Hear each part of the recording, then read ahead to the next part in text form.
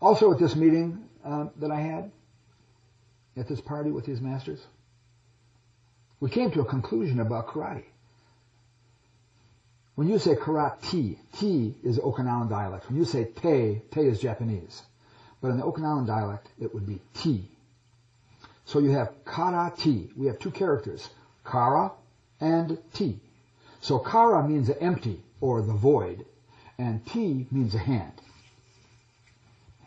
So everybody says that karate means like defending yourself without anything in your hands. It doesn't mean that. When you say kara, yes, it means empty or the void. And when you say T, yes, it means hand. But when you put the two characters together, it kind of takes on a different meaning. It doesn't mean empty hand. It means empty hand. So if you wanted to be more correct in the definition, it would be spirit hand.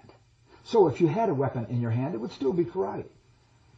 It represents here is empty. You know, I think the Japanese say mushin, you know, like no mind movement, spiritual movement, spiritual type of technique, not conscious thought. Conscious thought is too slow. You know? That's why you train all the time to have spiritual movement, not to have conscious thought movement. Even sometimes when you're doing some movement, you know, let's say you're kata trained, you're doing kata, and then you, at the end of the kata you say, oh, did I forget a part? It seems like I forgot a part. But I ended right. I must have done it. That's because at that time you became not lost, but your subconscious took over, and you had an instinctive movement. You had more of a spiritual movement. And at the end, when you were all through, you couldn't remember, you know, like that. The spirit moved the body, not your conscious mind. And that's a level to attain. Oh yes. Yeah. There's a difference between practicing and training.